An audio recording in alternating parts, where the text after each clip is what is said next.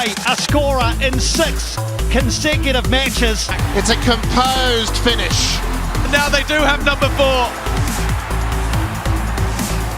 Hello and welcome to Suncorp Stadium for just the third time in this A-League season for this crucial clash between the Brisbane Roar and Sydney FC. And it is a bit of a wet, wintry, wild night here at Suncorp, and whichever team can handle the wet, slippery conditions best could come out on top tonight. And what a big game it is. Sydney FC, if they win, they go in. If the Roar lose, well, they might as well book their pre-season holiday now. Hello, I'm Josh Mclean, and it is a very warm welcome to former Roar player and Socceroo Scott McDonald. Scotty, big night tonight and a special night. Well, I'm glad you're giving me a warm welcome because it's not exactly warm here at the moment, but like you said, it's a wild night. I'm hoping for a wild night on the football pitch. Gee, it's good to see football back in Brisbane as well. Of course, the Roar have been playing out at Redcliffe, but back here at Suncorp, we're hearing maybe 10 games next season, and of course, Ballymore might get some as well. As we take a look at the lineups, Jordan Courtney-Perkins, he earns a start at left back.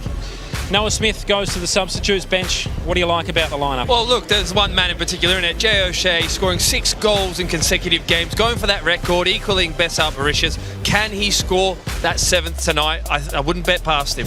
He's been in super form. As for Sydney FC, well, no changes. Can you blame them after what was a spectacular performance against Perth Glory? Absolutely not. You know, free-flowing in the last game. That front three seems to be clicking all of a sudden as well, and with the threat of Caceres and Burgess behind them, big worry for Raw tonight. Well, let's throw it up to the men who are on the mic tonight. It's Ben Homer and Andy Harper. Your thoughts, guys? Yeah, thanks, Josh. This really is crunch time for Brisbane Roar and Sydney FC. Ben, g'day. I think Sydney have too much quality to be worried about the game. Well, let's hear what the Brisbane interim boss, Nick Green, thinks. He's with Josh Mclean. Nick Green, home games have been good to the club lately, but it's a bit of a different night tonight here at the Coliseum, isn't it? Yeah, it is. It is. The home games have been good for us, and hopefully we can continue that run tonight as well. Also joining me tonight, Steve Corica. Alex Wilkinson, he's got quite a match tonight, game number 600 as a professional player. It's quite an achievement. Amazing achievement for him. It's great for him tonight to be playing in Suncorp as well. Not far away from kick-off, Scotty. How do these teams handle the conditions tonight? Well, I think that's going to be the big question, isn't it? Who deals with the greasy conditions best? It's going to be really, really difficult out there. Raw need to come. It's win or bust for them. Can they get that goal and those 3 points? A special ANZAC Eve ceremony up after the break. Don't go away.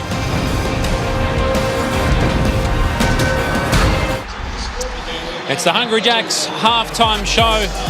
Scott McDonald, gee, there was a bit happening in that opening half. Well, there certainly was, wasn't it? Brisbane Roar started really, really well. I think Sydney FC were a team that just didn't want to risk anything early on in that game.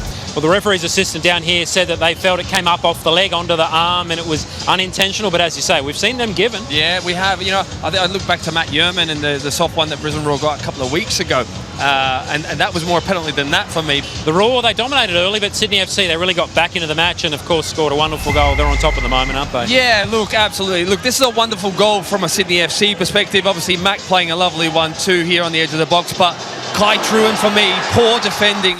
Joe Lolly, he's been a danger. Yeah, he has been. You know, particularly early on in that game where Jordan Courtney-Perkins got caught inside a lot. And, you know, if you leave Joe Lolly in these one-for-one situations, you know, it's a worry.